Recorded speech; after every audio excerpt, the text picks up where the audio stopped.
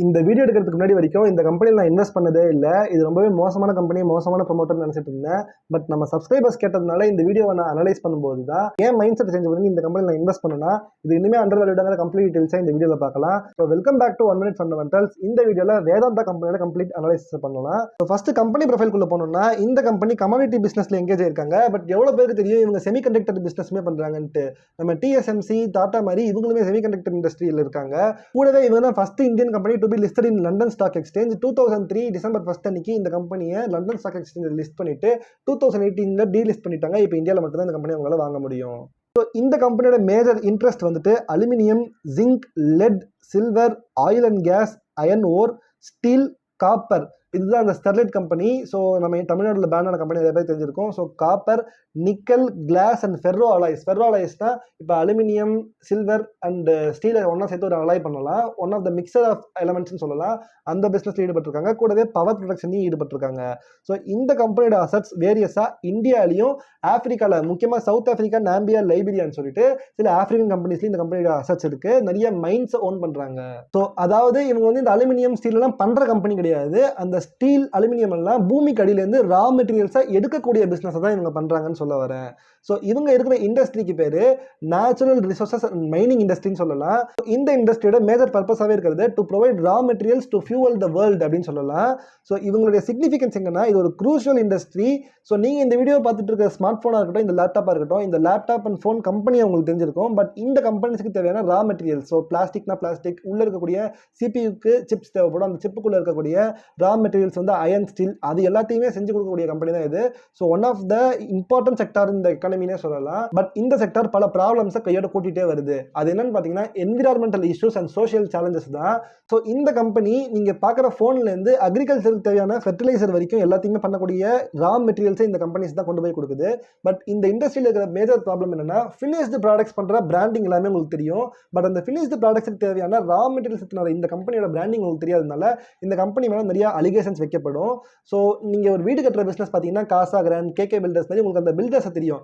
But அந்த வீடு கட்டுறதுக்கு தேவையான சிமெண்ட் கொடுக்குற சிமெண்ட் கம்பெனி பேர் கூட உங்களுக்கு தெரியல. ஆனால் அந்த சிமெண்ட்டுக்குமே தேவையான ரா மெட்டீரியல்ஸை கொடுக்கக்கூடிய கம்பெனி தான் இவங்க. ஸோ இவங்க வந்து மண்ணை எடுத்துகிட்டு வந்து வீடு கட்டுற கம்பெனிஸ் கொடுப்பாங்க. ஸோ வீடு கட்டுற கம்பெனி மேலே உங்களுக்கு ஒரு நன்மதிப்பு இருக்கலாம், ஒரு ட்ரஸ்ட் இருக்கலாம். ஸோ அந்த வீடு கட்டுறதுக்கு தேவையான ரா மெட்டீரியல் மண்ணை, அந்த சாண்டை ஏதாச்சும் ஒரு கம்பெனி எடுத்துகிட்டு தானே வரணும். ஸோ அந்த மாதிரி ரா மெட்டீரியல்ஸ் கம்பெனி தான் இவங்க. பட் இந்த கம்பெனி பேரை பற்றி மக்களுக்கு நிறைய தெரியாததுனால இவங்க வந்து ஒரு கவர்மெண்ட்டோட அப்ரூவலோட போயிட்டு ஒரு இடத்துல இருந்து மண்ணை எடுத்தாலுமே நிறைய பேர் என்ன சொல்லுவாங்கன்னா எங்களோட நேச்சுரல் ரிசோர்ஸஸ்லாம் நீங்கள் எடுத்துகிட்டு போறீங்கன்னு சொல்லுவாங்க. பட் இது ஒரு நெசசரி ஈவில். ஸோ உங்களுக்கு ஃபினிஷ்டு ப்ராடக்ட்ஸ் வேணும்னா ரா மெட்டீரியல்ஸ் எடுத்து தான் ஆகணும். பட் அந்த இடத்துல மக்களுக்கு ரா மெட்டீரியல்ஸ் எடுக்கிற கம்பெனி மேலே அதிகமாக ட்ரஸ்ட் இருக்காது. இன்ஸ்டெட் ஒரு ஃபினிஷ்டு ப்ராடக்ட் பண்ணுற கம்பெனி மேலே தான் ட்ரஸ்ட் இருக்கும்.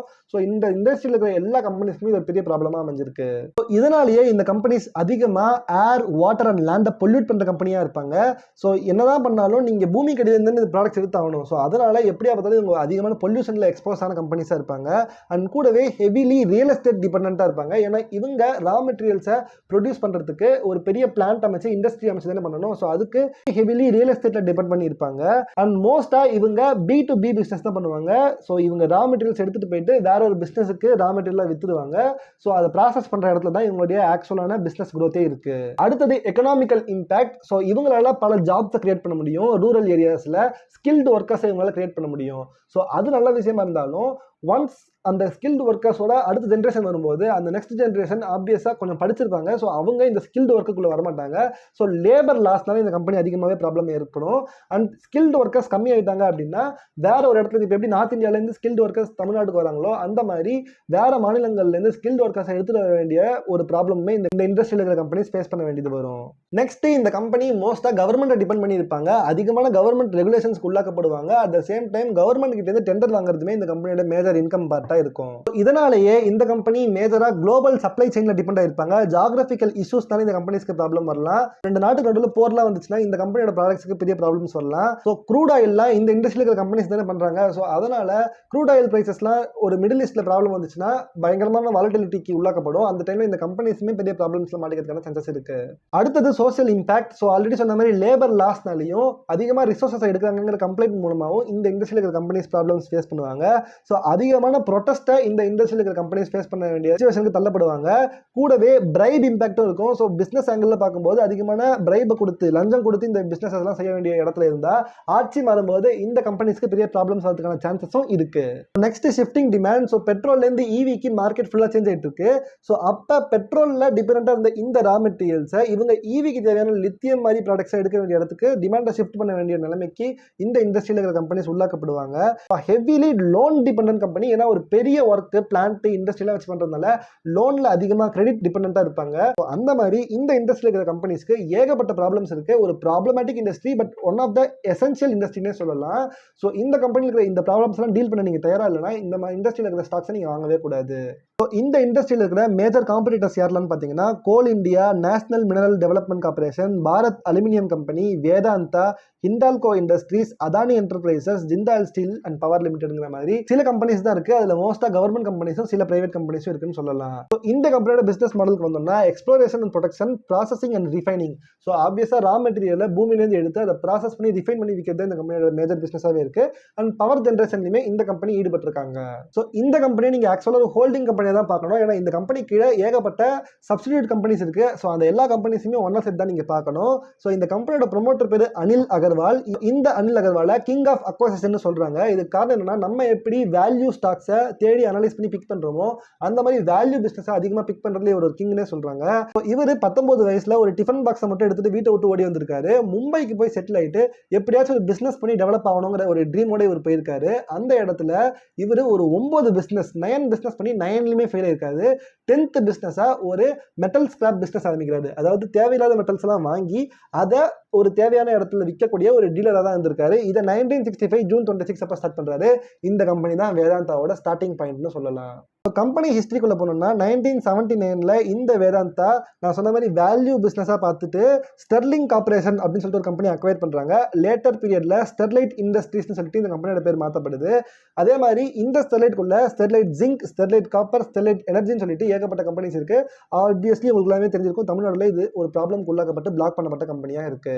அடுத்தது 1990ல இவங்க செசா கோவா அப்படின்னு சொல்லிட்டு ஒரு கம்பெனி பர்ச்சேஸ் பண்றாங்க. இது போர்ச்சுகீஸ் இண்டிபெண்டன்ஸ்க்கு முன்னாடி கோவால அயன் ஒரு பிசினஸ் பண்ணிட்டு இருந்தாங்க.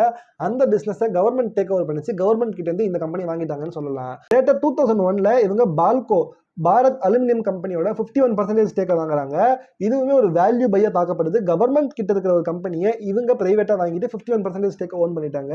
ஸோ இப்போ கம்ப்ளீட் கண்ட்ரோல் இந்த வேதாந்தா கிட்ட தான் இருக்கு.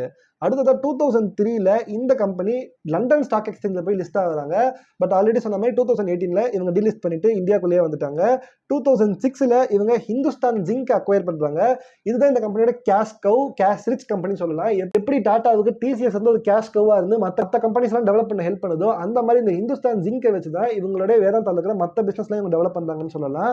ஸோ 64% இவங்க கிட்ட இந்த கம்பெனியோட ஓனர்ஷிப் இருக்கு. இதுவுமே ஒரு கவர்மெண்ட் கம்பெனி. ஸோ அந்த கவர்மெண்ட் கம்பெனி கிட்ட இருந்து ஸ்டேக்கை வாங்கிட்டு இவங்க வச்சுட்டு இருக்காங்க. இந்த ஹிந்துஸ்தான் ஜிங்க்குமே தனியாக லிஸ்ட் ஆயிருக்குங்கிறது இன்னொரு ஆர்டரான விஷயம். ஸோ 2016ல இந்த கம்பெனி இன்னொரு ப்ராப்ளம்ல இருந்த கம்பெனியை அக்வயர் பண்றாங்க. கெய்ன்ஸ் இந்தியான்னு சொல்லிட்டு ஒரு கம்பெனி இருக்கு. இந்த கம்பெனியும் பல இடங்கள்ல சுப்ரீம் கோர்ட்டாலாம் பேன் பண்ணப்பட்ட கம்பெனி. இந்த கம்பெனியுமே இந்த வேதாந்தா கீழே தான் வருது. இந்த கெய்ன் இந்தியா அதிகமா ஆயில் அண்ட் கேஸ் செக்டர்ல ஃபோக்கஸ் பண்றாங்கன்னு சொல்லலாம். இவங்க கிட்ட வேற எக்ஸ்ட்ரா கம்பெனிஸுமே இருக்கு. Vedanta semiconductors, Cairn electro steel limited, ferro alloys corporation, Meenakshi energy, Malco energy limited, Nicomet industries, Vizag general cargo. இது கவர்மெண்டோட ஒடிசால இருக்கக்கூடிய ஒரு கம்பெனி. அதையுமே இவங்க ஸ்டேக் ஹோல்ட் பண்றாங்க. தால்வாண்டி சாபோ பவர்னு சொல்லிட்டு ஏகப்பட்ட குட்டி குட்டி கம்பெனிஸை இவங்க ஓன் பண்றாங்க. ஸோ இந்த ப்ரொமோட்டர் கிட்ட வந்தோம்னா இவரோட கம்பெனிக்குள்ள போகும்போதே if you don't dream then how will dreams come ட்ரூன்னு சொல்லிட்டு இவருடைய ட்ரீம் பயணத்தை குறிப்பிடுறாங்க. இவருக்கு 70 வயசு ஆயிடுச்சு. பட் நம்ம கவலைப்பட தேவையில்லை. இவங்களுக்கு 2 பசங்க இருக்காங்க, அக்னிவேஷ் அகர்வால் அண்ட் பிரியா அகர்வால்னு சொல்லிட்டு. இவங்க ஆல்ரெடி போர்ட் மெம்பர்ஷிப்ல இருக்கிறதுனால இவங்களுடைய சக்சஸர்ஸ் எல்லாருமே ரெடியா இருக்காங்க. பட் இவங்க எப்படி மேனேஜ் பண்ணுவாங்கிறது அப்புறமா தான் தெரிஞ்சுக்க முடியும். ஸோ இந்த அகர்வால் ஃபேமிலி கமிட்மெண்ட் டு சஸ்டைனபிலிட்டின்னு சொல்லியிருக்காங்க. நாங்கள் சொன்ன வாக்கை காப்பாற்றுவோம் அப்படின்னு சொல்லிட்டு ஒரு கமிட்மெண்ட் எடுத்திருக்காங்க. ஸோ அதன்படி இவங்க இதை சொல்றதே ஒரு நல்ல விஷயமா நான் பார்க்குறேன். அதுபடி இவங்க எந்த இடத்துல நாங்கள் இந்த கம்பெனி அக்வயர் பண்ண போறோம், அது எங்களுக்கு பிளான்ஸ் இருக்குன்னு சொன்ன மாதிரி அதை அக்வயர் பண்றாங்க. சொல்லிட்டு வேற ஒரு விஷயம் பண்றது இல்லை. ஸோ ப்ரொமோட்டர் ஒரு வகையில் சஸ்டைனபிளா ட்ரஸ்டபிளா இருக்காருன்னு சொல்லலாம். மேனேஜ்மெண்ட் அனாலிசிஸ் போகும்போது இவங்களுடைய எத்திக்கல் ஸ்டாண்டர்ட்ஸ் வந்து ரொம்பவே நல்லா இருக்கு. எம்பவரிங் கம்யூனிட்டிஸ்னு சொல்லிட்டு இவங்களுடைய கம்பெனி வெப்சைட் குள்ளேயே இவங்க என்னெல்லாம் நல்ல விஷயங்கள் பண்றாங்கன்னு போட்டிருந்தாங்க. அகர்வால் ஃபவுண்டேஷன் மூலமா பல ட்ரஸ்ட் நடத்திட்டு இருக்காரு.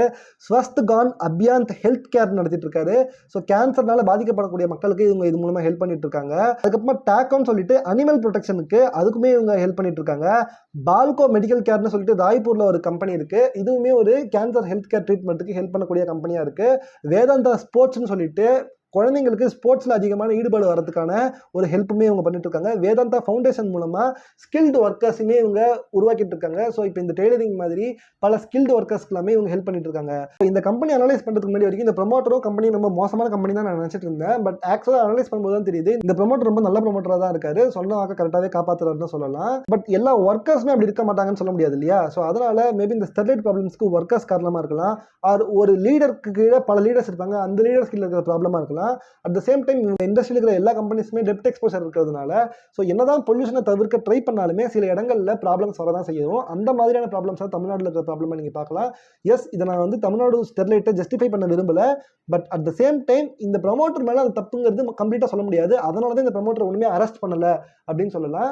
ஸோ ஒரு வகையில் இந்த ப்ரமோட்டர் மக்களுடைய நன்மைக்காகவும் போராடுறாருங்கிறது நல்ல விஷயமா நான் பார்க்குறேன். ஸோ அடுத்த வீடியோவில் இந்த கம்பெனி ஃபேஸ் பண்ணக்கூடிய ப்ராப்ளம்ஸும் வேல்யூவேஷனையும் பார்க்கலாம். ஸோ நெக்ஸ்ட் வீடியோவில் மீட் பண்ணால் இந்த வீடியோ உங்களுக்கு பிடிச்சிருந்தா சப்ஸ்கிரைப் பண்ணிக்கோங்க, நம்ம சேனல் லைக் பண்ணிக்கோங்க. நெக்ஸ்ட் வீடியோவில் பார்க்கலாம். Bye by.